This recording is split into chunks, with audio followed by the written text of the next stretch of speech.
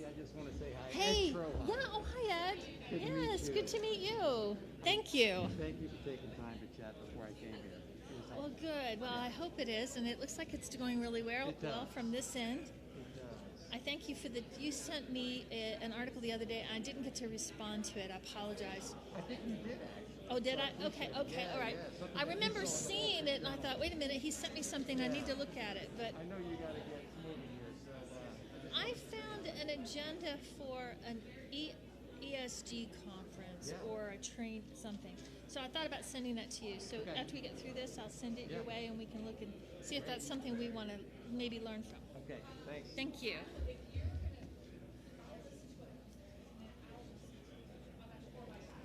$3:20. Where's Charlotte? It's 3 minutes.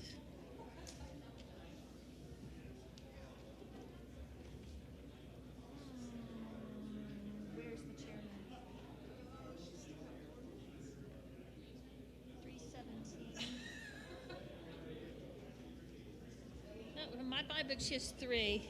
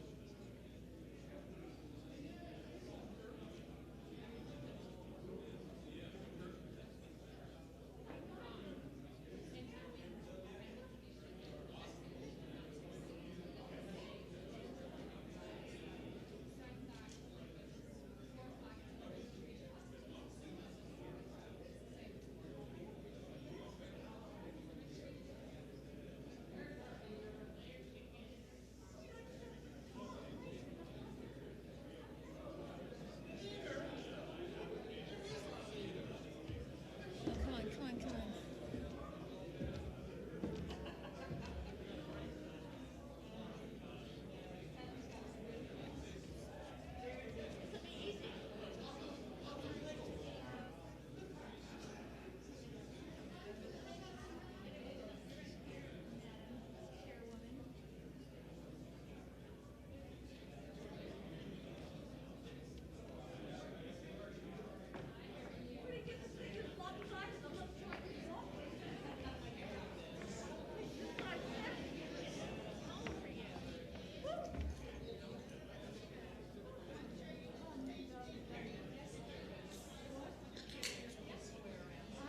That stuff weighs a ton.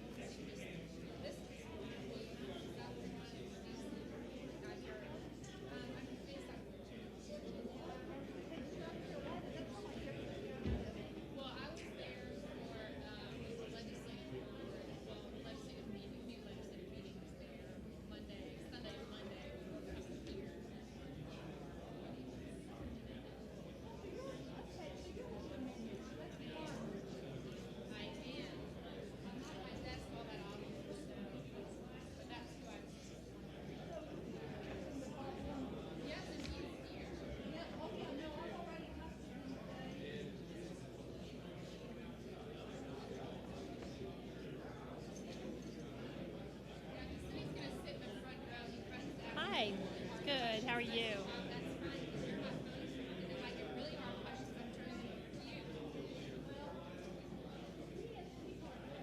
I know. I know.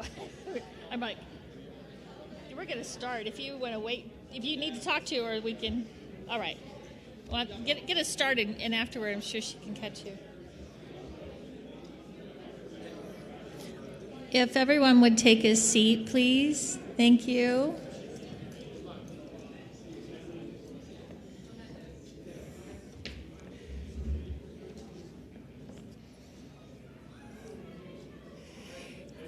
Thank you, everyone, for being here, and please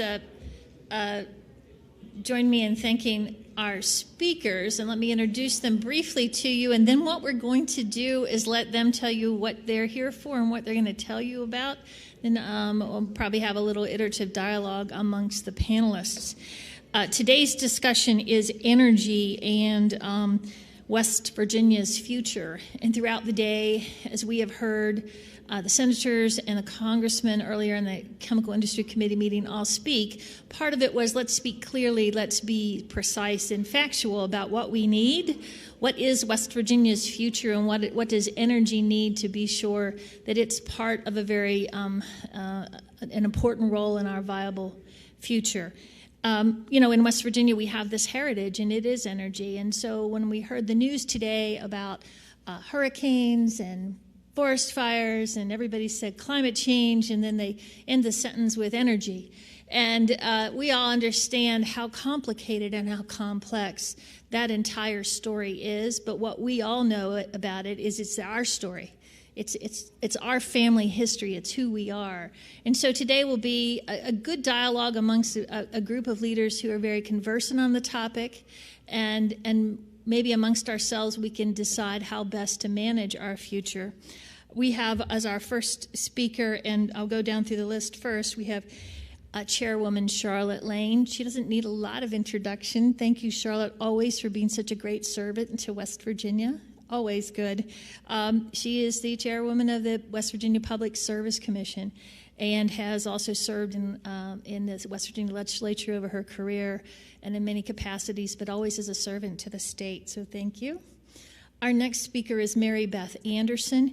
Mary Beth also doesn't need a lot of introduction with the West Virginia Chamber. She has also served in many capacities, mostly leadership with the Chamber, but she is the Director of Government Relations with Antero.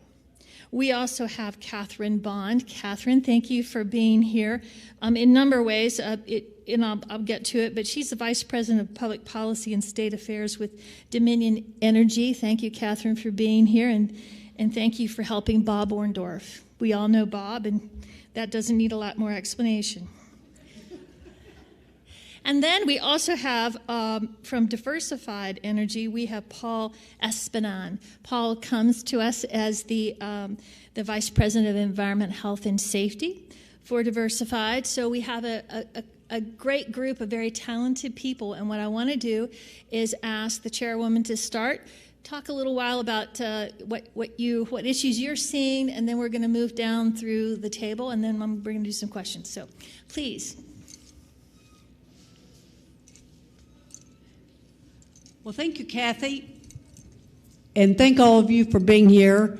And I hope those of you who I regulate are here because you wanted to be here, not because you thought that I was taking roll and would hold it against you if you didn't show up. For those of you who don't know what the Public Service Commission does, we regulate water, sewer, gas, electric, among other things, and we have about 250 employees. And in addition to the utilities that we regulate, we have a large component that deals with transportation. We have transportation officers that patrol the highways and deal with safety of large tractor trailers. So we do a lot in addition to what you normally think that the Public Service Commission does. And so, but what I want to focus on today relates to energy issues. And proper decisions from the Public Service Commission can drive economic development, stimulate the economy, and maintain jobs, and increase the tax base in the state. For instance, we hope to keep baseload coal-fired plants operating through 2020 because it's important for the security of the grid and the protection of the ratepayers. You heard Mark Christie speak at lunch about the importance of our coal-fired generation, for the importance of reliability and the resiliency of the grid, and how important it is to keep the lights on. Now, we do not want to overlook the importance of wind farms or solar, but it is important that we keep our coal-fired generation working and going, and because we have to keep the grid reliable, we have to keep the grid resilient, and it's important for our ratepayers, it's important for keeping the lights on, and it's also important for Homeland Security. So it's very important that we pay attention to the coal-fired plants that we have in West Virginia. These plants add billions of dollars to the economy, and that includes our jobs and taxes. Now, there was a thought that the Mitchell plant would close. Well, there's been a change in circumstances, and AEP is not going to be asking that the Mitchell plant close.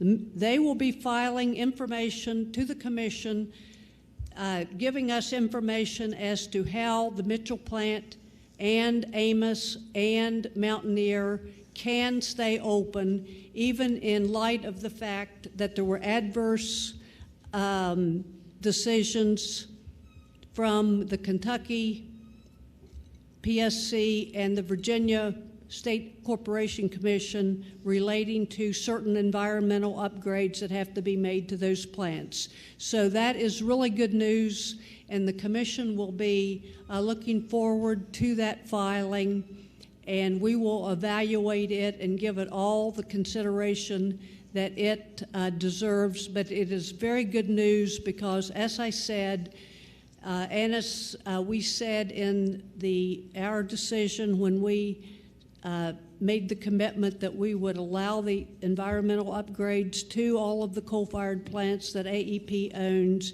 it is important that those plants stay open for reliability and for the viability of the communities in which those plants reside. But we are also looking to expand the wind farms in West Virginia and the solar farms. We have had a number of wind farms and solar farms in West Virginia, and we have made a conscious effort that when those projects are filed for siting approval at the Commission, that we have given those expedited treatment, and we have gotten those approved in an expedited manner, and we intend to give those vigorous consideration when those are filed. Now, another important decision that we have made recently that should be of real consideration to the business community is that we have eliminated the subsidies that the AEP industrial customers have been paying in their rates. So that should make the industrial customers more competitive, and the state can attract more industrial customers. And we are working with the Department of Commerce to develop West Virginia business-ready sites. The legislature passed legislation a couple years ago asking Commerce to identify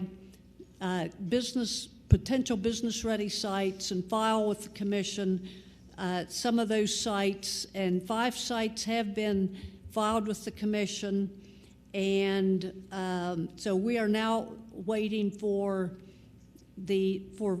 further processing so that those sites can be utilities can be prepared, and those sites can be business ready, and then Commerce can market those sites for new businesses. And so that will allow Commerce to attract new businesses. And West Virginia has an abundance of natural gas, and I would expect to see large natural gas users take advantage of a 2020 statute that allows them to bypass utilities if they use 100 million cubic feet of gas per year. That statute was designed to attract new businesses and allow businesses to obtain their own gas supply without regulatory oversight except for safety. Now, that was passed a couple years ago, and so far nobody has taken advantage of that, but I would expect that sometime in the future, as more and more companies become aware of it, that maybe that will be used.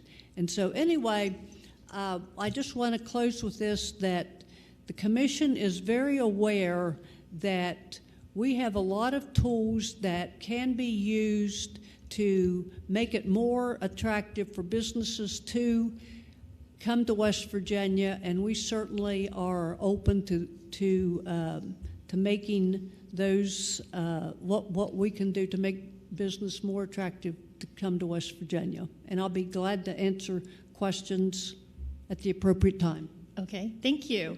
Well, I think we have a few businesses who've do work with you on down the line, so we'll see if they take you up on your offers. Okay. So, Mary Beth, please let us know what your perspective is in that of Anteros and where we're going. Certainly. Thank you, Kathy, for being such a good moderator of the panel and getting us organized, and thanks to the Chamber for the invitation. When I think about the future of energy, that was energy in West Virginia's future, I think about three things right off the top of my head, and none of them have anything to do with my company.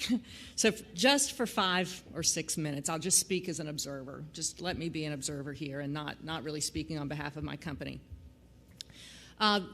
Into the great wide open future, right? The first thing I think about is hydrogen.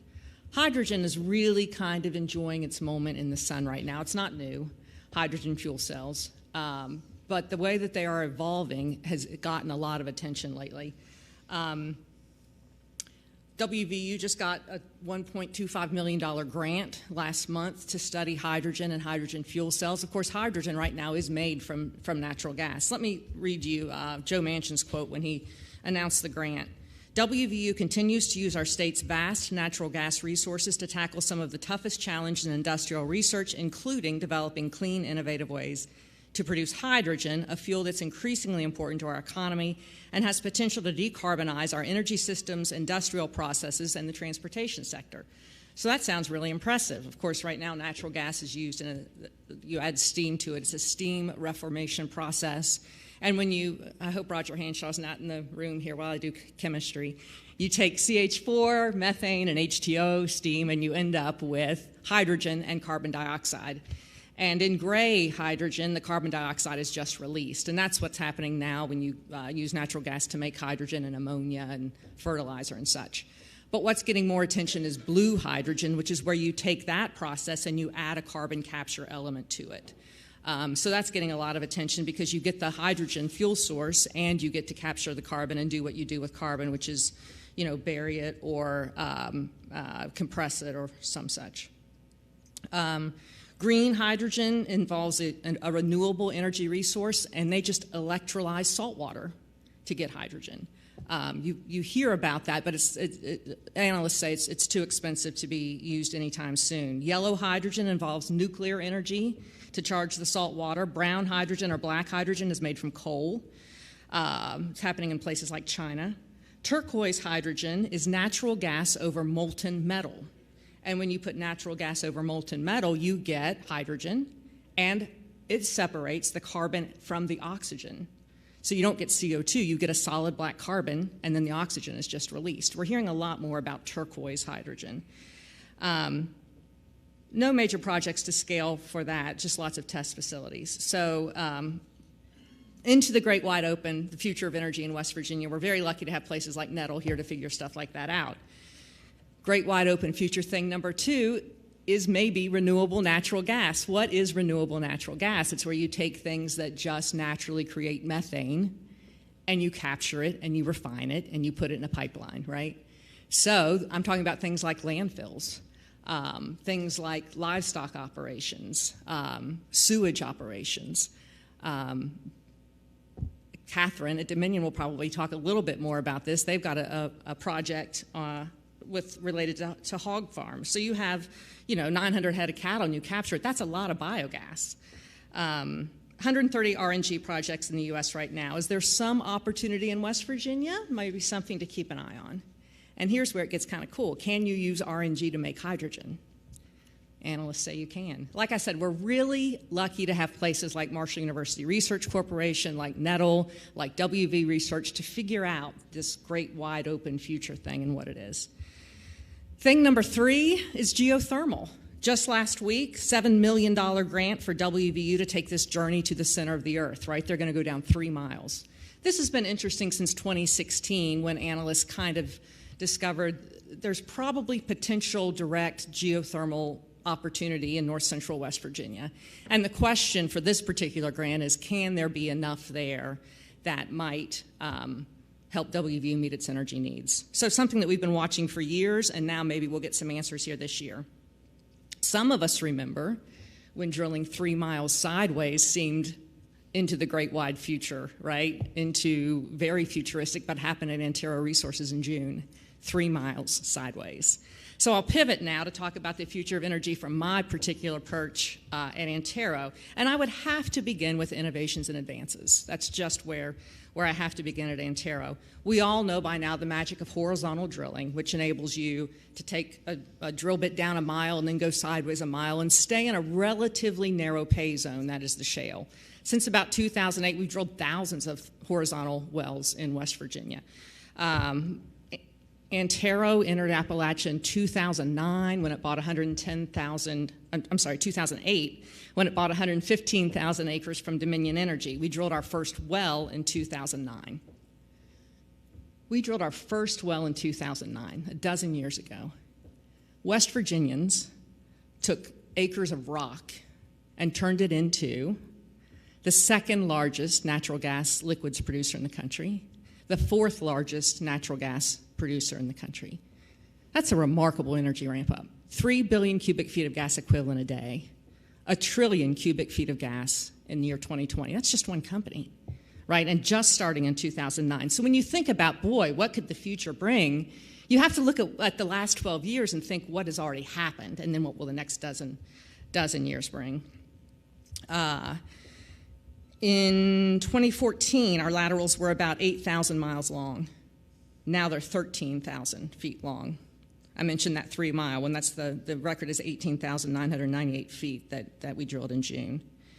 Advances in steerable drilling, in measurement while drilling, and the number of frac stages that we can complete, it really is all a technological marvel. Of course, it doesn't mean anything if you don't do it safely and responsibly, so the focus is on ESG, and that's true of a lot of our companies. The focus on environmental, social, and governance is front and center. At Antero, it's taking the form of pursuing a certification in responsibly sourced gas. I got confused with renewable natural gas. Responsibly sourced gas through Project Canary, and this has mostly to do with methane emissions, with capturing that methane and not letting it escape into the atmosphere. Our methane loss rate right now is about 0.5%, and we'll get it. Our goal is to get it to cut that by half to under 0.25%, and we've set a goal of 0 emissions by 2025. Other components of ESG, of course, are how we are in the field, and that has been a hallmark of our company since 2009. And by that I mean, do you answer questions in the field? Are you available to take phone calls? Are you trying to mitigate problems? Are you talking to the people in the community? And like I said, that's something I'm proud of the way Antero handles that piece of the business. And with social media, it just keeps evolving and advancing. We can, it's a double-edged sword, right? There's a lot of opportunity to get a lot of misinformation out there, but there's also that channel where we can communicate real directly with people. In addition to technical innovations and environment, social, and governance, we have to look to new markets, I think, when we look to the future. Certainly power generation in West Virginia is not a market we've been able to crack. Virtually no power generation from natural gas here. We don't have any combined cycle plants in West Virginia. Since 2010, there have been 26 combined cycle plants proposed and brought in line in Pennsylvania and Ohio, and that represents $23 billion in private investment and 15,000 jobs. West Virginia has not been able to get one piece of that. 26 combined cycle plants and brought online in Pennsylvania and Ohio, $23 billion in private investment and 15,000 jobs. Building natural gas plants for power generation is just a win-win-win. I mean, the labor community wants to build them. We want to supply the gas to a local market, and people everywhere want cheap energy. So look to that in the future. However, at the end of the day, we have to look back to look ahead. I keep thinking of this archer, right? You pull back on the bow to send the arrow forward, and we look back at 2020. Specifically, we look back at April 20th, 2020. That was the day that the price of oil went negative for the first time in history. And about that time, our industry in West Virginia had to figure out how we were going to position ourselves to advance. And we did something that was really hard for a lot of people to do. We took two big, proud, historic associations, and we made them into one. Charlie Bird is our executive director, and he's here today.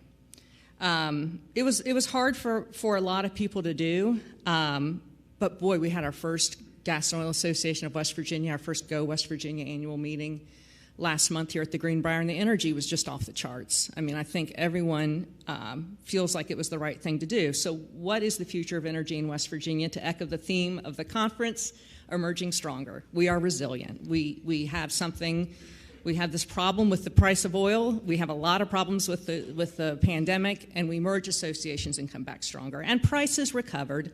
And prices will move around because that's what they do. But we are in a good spot here at Antero this afternoon. 3 rigs running today, one in Tyler, one in Wetzel, one in Noble County, Ohio. 250 employees in Bridgeport and thousands more contractors on sites.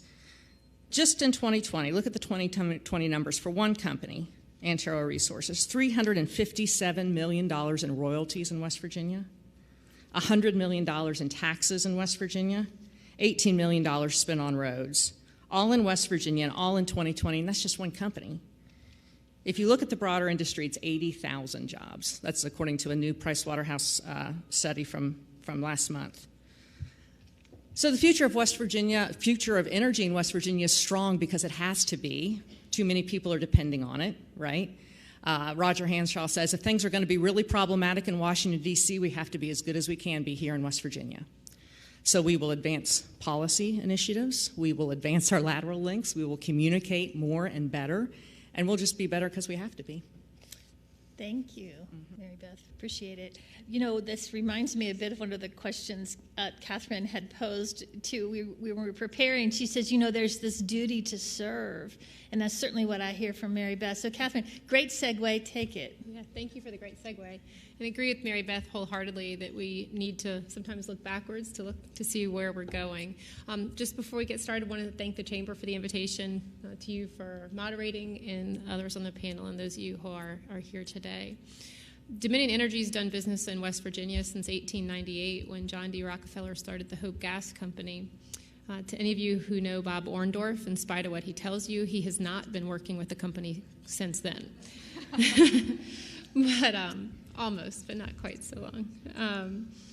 Today, Dominion Energy serves about 111,000 customers here in West Virginia. We've got thousands of miles of pipeline that are also operational.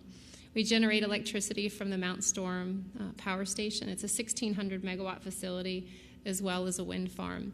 All totaled, we serve about 450,000 customers when those facilities are operating at their peak. They play very important roles in our ability to provide reliable service that our customers expect. And we need look no farther than Texas and the tragedy that happened there as a very important example and reminder as we look to our future in making a transition from an energy perspective. We've got to do so being mindful that we have a duty to serve our customers on their highest days, on their coldest days, and when they need us the very most. And our colleagues work every day around the clock to make sure that happens. Dominion Energy is committed to providing reliable, safe, and affordable energy to our customers. We've got about 7 million customers in a 16-state footprint. As we make that transition, though, we are committed to maintaining our critical resources in order to meet those expectations our customers have, both from a transition perspective, but also from a reliability and affordability standpoint. So that's why we plan to continue to operate our Virginia City Hybrid Energy Center that's not far away in Bath County, Virginia, as well as the Mount Storm facility here in West Virginia. We're also focused on modernizing what we're doing in the gas side of the business. That includes expanding leak detection and investing in smart technologies that help both us and our customers reduce their own emissions. Mary Beth mentioned RNG, which is another emerging area for the company, where we take methane that would ordinarily be produced through farming operations and turn that into a useful gas that can be burned. It's actually the one type of energy we can generate that actually is carbon negative.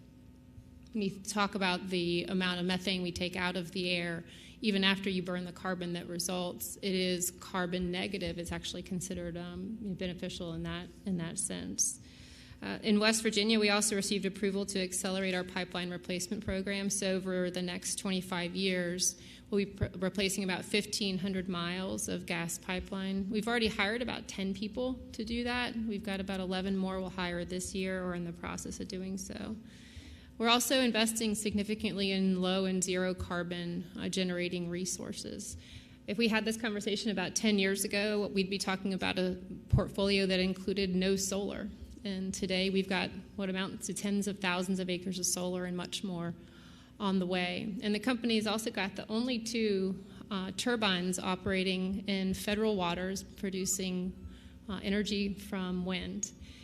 And you might wonder why I'm mentioning that while we're here in West Virginia, but actually West Virginia is playing a really important role in the next phase of offshore wind in the nation. As we built those first two test turbines, one of the lessons learned that we're taking to a commercial scale project that will involve another 180 turbines is that there are only a handful of ships in the world that can actually construct these types of facilities, less than 8 actually. The components that are involved in some of the specifics include blades that one single blade is larger than a football field, longer than a football field. If you've ever stood at the base of the Washington Monument and looked up, we're talking about structures that will be about 300 feet taller than the Washington Monument. And when we built those first two turbines as a pilot project to have lessons learned that we could apply to future offshore wind development, one of the really important things we learned was about the Jones Act. And because of the Jones Act and because there were no U.S. flagged ships that are capable of offshore wind construction, we actually had to stage that project in Canada. So we had to go from an entirely European-based supply chain overseas to Canada, and then from Canada to 27 miles off the coast of Virginia Beach, back and forth, back and forth. And we're not the only company pursuing offshore wind. So one of the things we did strategically is we said we can't do that as we and other companies are installing hundreds of turbines.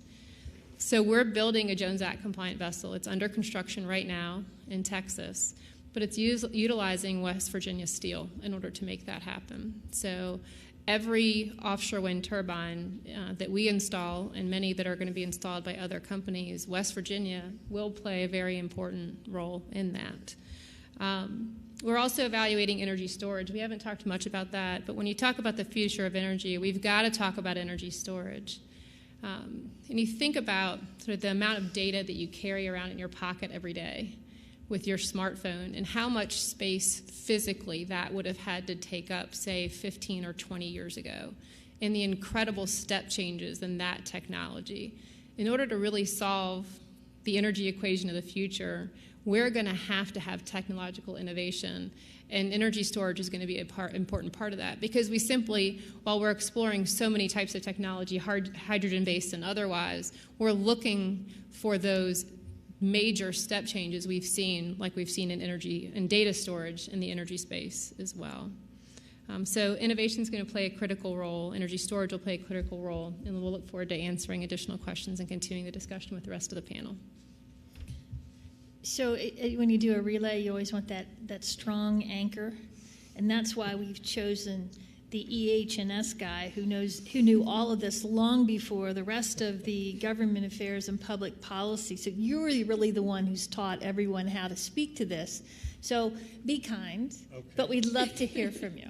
Yes, thank you very much, and very grateful to be here today on behalf of Diversified. Thank you for the invitation, and also thank you everybody who's here. You know, when I think about the future of Virginia's energy business, I think of a lot of things, but, you know, Diversified has its base here in West Virginia, and we've grown incredibly in recent years using a winning formula that's been based here in West Virginia. So our view is always going to be one of what's next for West Virginia. You know, I was talking to my brother yesterday who lives in New Orleans, and he said, well, the power's out, Paul, but the nat gas is going strong, and my whole home generator is providing everything we need. And, you know, that to me is a very beautiful story because my 89-year-old mom is staying with my brother, and I can sit here today comfortably knowing that she's being taken care of because of reliable natural gas. And so the future I see for West Virginia is simply one of growth for the natural gas industry in particular.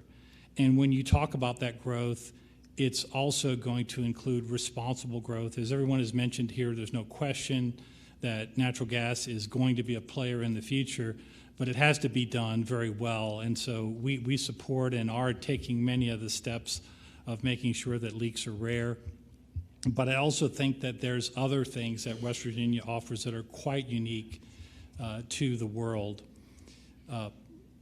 Blockchain technology is receiving a convergence right now and offers many advantages to the state of West Virginia. You know, comparatively, the state of Wyoming has made blockchain technology, very welcome there, and I think West Virginia could do the same because of the advantages that it could offer this economy. The other thing to keep in mind is that 79% of West Virginia is forest covered. And with that, you know, recently it's been in vogue to say, oh, we're going to get to net zero on carbon emissions. And a lot of that is greenwashing. And a lot of that, if you add up the math of all the companies that have said they're going to get there, there just simply aren't enough trees to do it that way. There has to be change in processes. There has to be meaningful changes to the way we do business. And so with West Virginia's forestry base here, there's a huge opportunity for that because only so much change will be possible. I like to dream, but I do believe that there only so much will be possible. I would also point out that there's technology that none of us can imagine. Right now, today, in LaPorte, Texas, there is a zero-emission natural gas-fired power facility, and I mean that sincerely, zero emissions. So what if all the natural gas here could be used to generate power with zero emissions? That's a reality today. So for me, I think it's simply one of all of the above and responsible growth, and that really sums up what we see as the future for Virginia's energy. Thank you. Well, I hear that we're all being innovative, and there's a lot of technology that's emerging. If it's not already here, perhaps not commercially applicable yet. We can't quite do it. So on the side of the types of audience that are typical members of the chamber, are there policy changes? Are there hurdles that seem to be low-hanging fruit that could be handled that would either facilitate your environment, social governance program elements, or are there larger policy changes? And I'm thinking state and federal, but I'll ask the chairwoman, do you have some thoughts on policy changes? And when I think of you, I think of the most recent discussion of the Energy Authority, and I wasn't sure what that was going to do. I think that the reactivation of the West Virginia Public Energy Authority is a good idea, and it can be a catalyst for bringing together a lot of entities that deal with energy and policy, and perhaps putting together a comprehensive plan so that we can concentrate on coal and gas and renewables and put together a plan for West Virginia so that we can go forward and make sense so that we can go into the future and take advantage of technology and all of our natural resources. And I think that the reactivation of the Public Energy Authority is a perfect tool to do that. Well, and that's interesting because earlier today we were listening to, had the opportunity to listen to our senators speak, and they were talking about now's the time to pull together. And that's what I see here you describing, and then bringing in not only shareholders but stakeholders, a lot of different perspectives so that you can have the benefit of the greater thinking of everyone and challenge some concepts. If that's not what you like, let's talk about some other things. Mary Beth, you talked about a little bit when we were preparing for this where there's some policy changes or policies coming down the line that were particularly problematic. And you know, feel free to just vet. I mean, I'm not sure we can fix it today, but we'll make a list. Yeah, well, I mean, I just think when you think about how long the laterals are getting, right? I mean, if we can drill sideways 3 miles, you need the regulations to be able to keep up with that. You don't want something where you have laws that are not up to date with your modern technology, and that's what we have with our inability to put units together in West Virginia from a mineral rights perspective. You know, if you have a lateral that's 3 miles long, you have a lot of mineral owners. You have a lot of very fractionalized mineral interests. So you might need to get 1,000 people to say yes, and it's hard to get 1,000 people to say yes about anything, right? So we did get some improvements in 2019 with a co-tenancy law that enabled us to say, you know, if one tract of land has a majority, 75% of the people allow for the drilling, then we're able to put that tract in. But if you have a tract that you don't have 75%, then you can't drill it. And it's not, you know, it's a balancing act, right? Because you don't want to take away anybody's right to do what they want with their own property. But then what about the person on the other side, right, who also might want to have his property developed? So it's just a balancing act, and I do believe there's a solution out there. We've been working on it for years, and we have not been able to come up with a solution yet. But we just have to keep at it because it's what we need to do to really make us competitive with our surrounding states, and to really maximize the resource.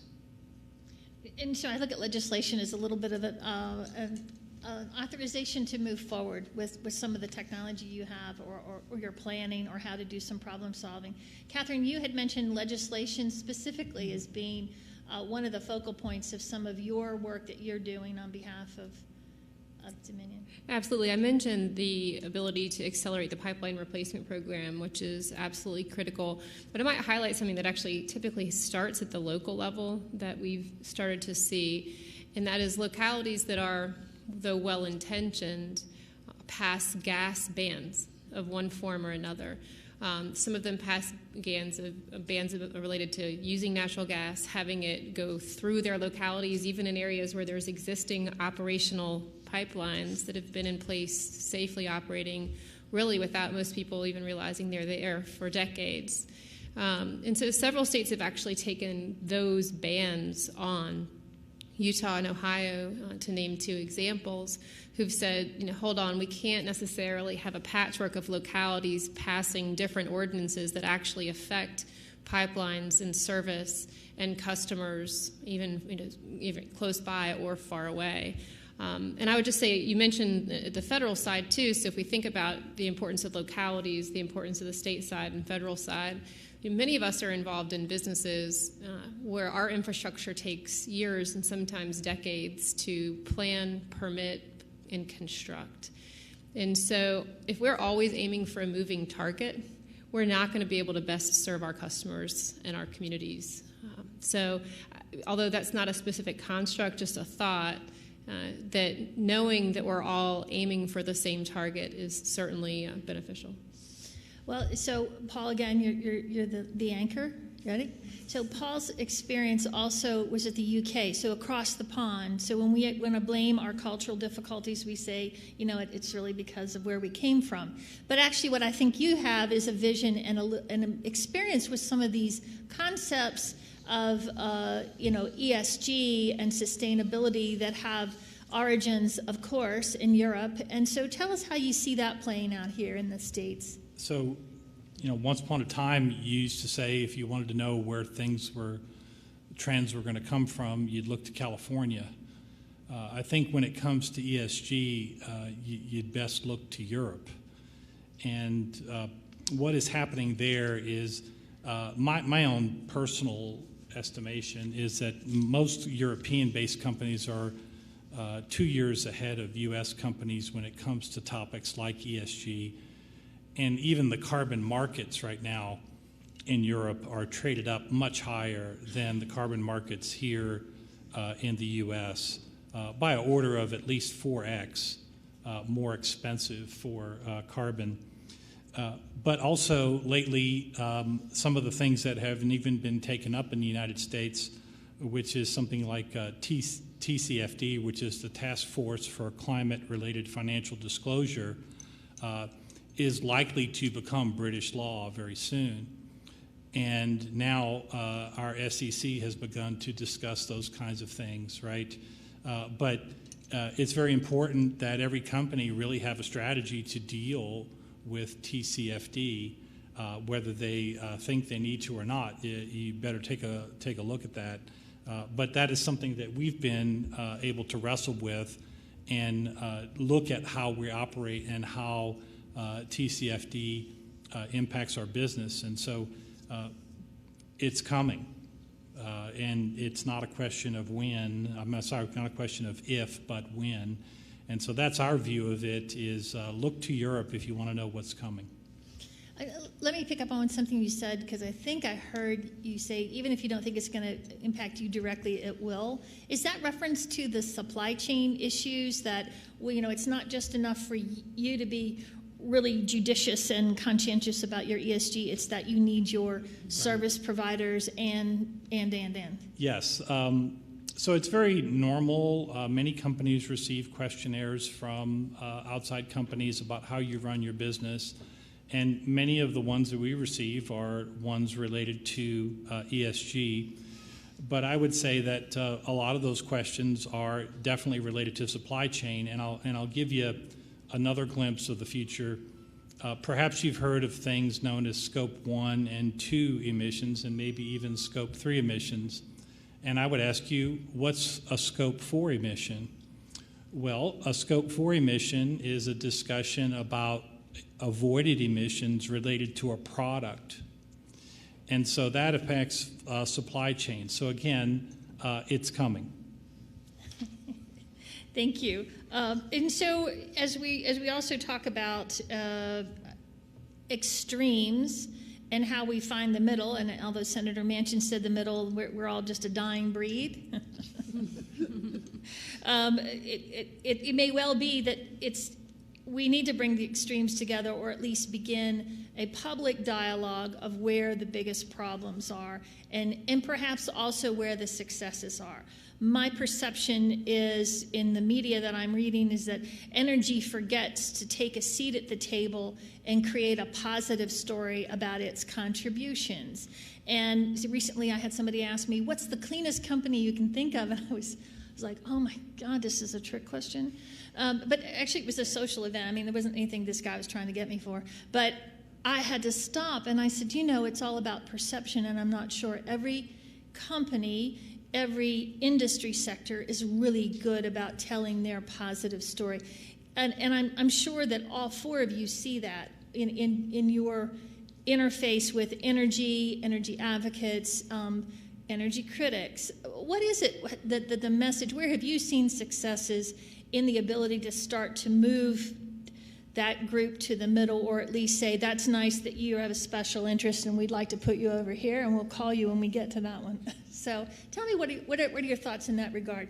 How do we get the positive dialogue to go, and how do we begin to fill the space with something other than what the critics have to say? like today, the media was saying, well, with climate change, it's all about, the carbon-based fuels.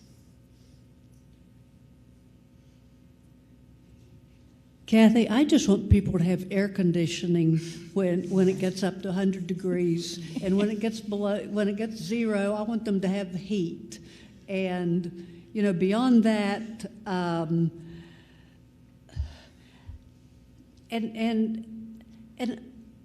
people just need to look what happened in Texas and what's happened in California, and be a little realistic and perhaps use some common sense and say, yes, we need to be aware and we need to take certain steps and we need to do it gradually, but we need to be aware that with the hunger and the thirst that people have for electricity, we have to make sure that when they want to use the electricity, that it's going to be there.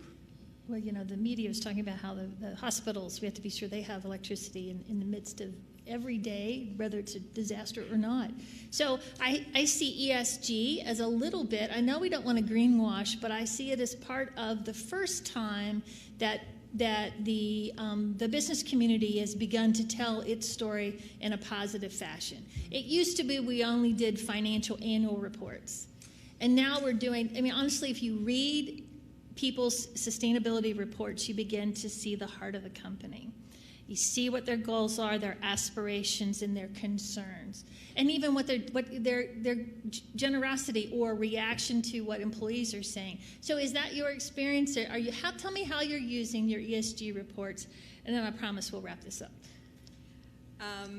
We do pretty well in West Virginia, and I'm going to wrap it around to the ESG report, but we do pretty well in West Virginia. From a public opinion perspective. I think the last research we did was in 2019, and it was about 68% of people said they supported the natural gas industry in West Virginia, and it's higher in the operating area. You have people from Antero Resources eating wings and having sauce all on their face for the wing eating contest at the United Way. It's just something that happened last week, but we're when you're in the community and people see it in the media, our public opinion in West Virginia is not bad. It can be better, but it's not bad. The problem is, of course, the farther away you get, and people are kind of hardened in their opinions about our industry. And so, what do you do? And that's probably the biggest worry is, say methane emissions, for example. Our story on methane emissions is great. Just looking at the data, the story on methane emissions is great. The production has gone up like 100% since 2009, and the emissions have gone down 20%. It's a great story, but do people even believe? Do they believe the data? Right? When you present them with this, do they even believe it? And that's, I think, what we're going to find out here on methane in particular here right quick. So yeah, the evolution of that then is the E in the ESG report, where you really have to get some independent third-party certification on these kinds of things, and then see, will people believe you? There's no stopping, though, right? We just keep on keeping on. That's right. Catherine? Yeah, and to that same point, I think really three things come to mind. One is that everything relates to everything else. And when you take a little bit here, you have to understand what's going to be the ramification on the back end, maybe unintended consequences.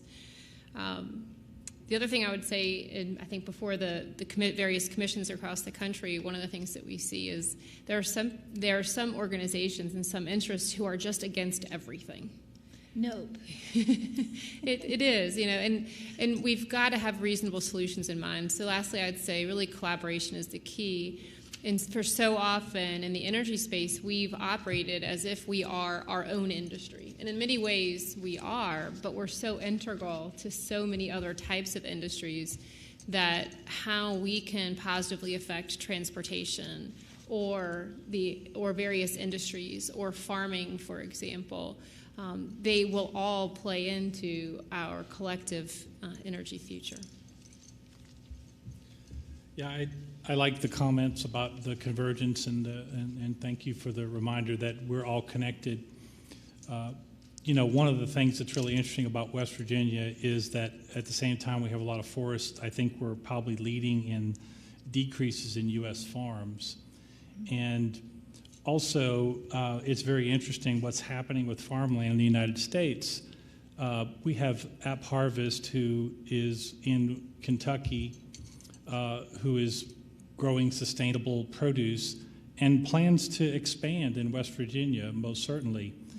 And that's the farm of the future and is a sustainable one. But just the simple act of sustainable agriculture makes an impact on the environment. And there's a lot there that can be done in terms of changing the way people view energy consumption. A lot of the things you've heard here today really underscore the need for us to change the way that people view traditional energy. Another very concrete example is, rare earths are very rare right now. They're hard to get because of technology. Well, here in West Virginia, we have abundant source of rare earth, and some of the sources of that come from coal mines. There are coal mines here that are being captured, the emissions from right now, and avoiding those emissions and making good with them.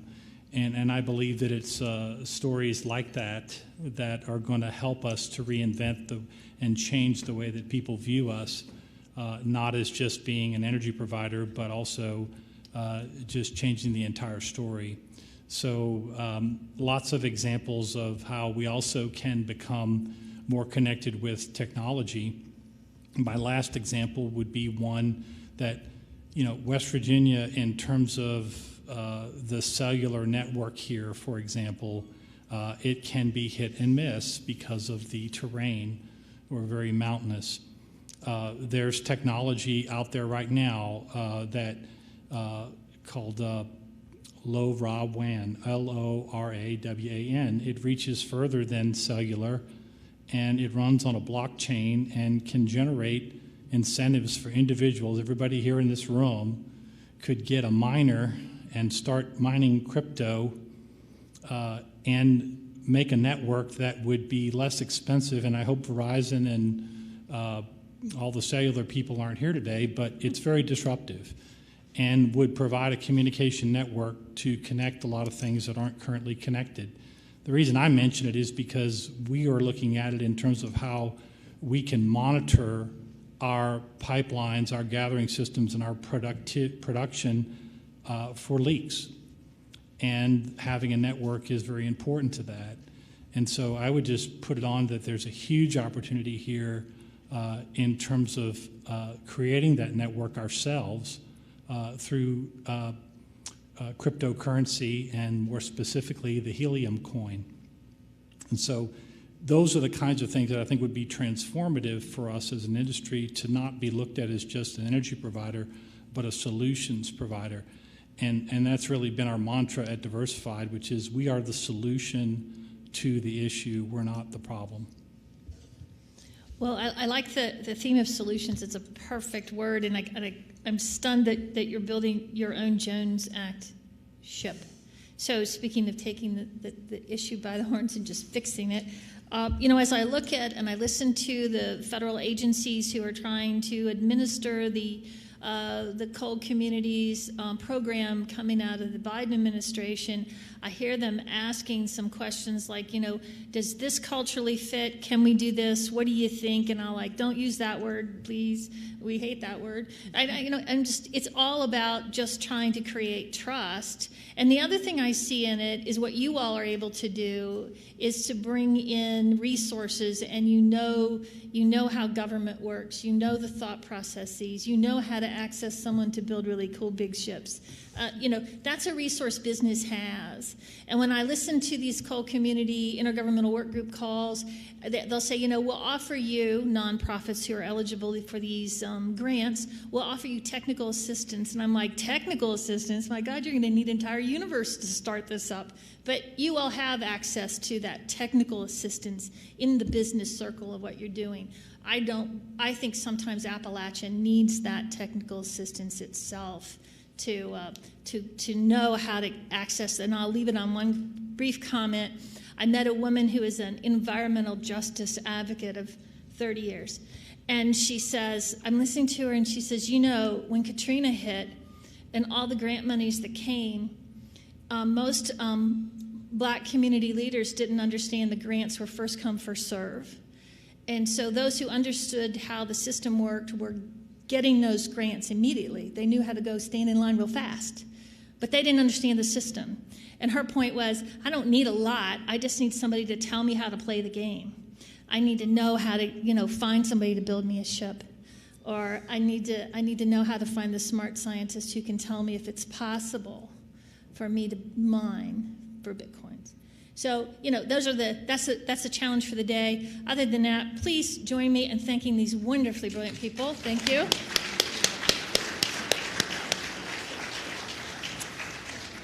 I think at this point you're free to go, and there's always a cocktail served at the Green Bar sometime, but at least at 5.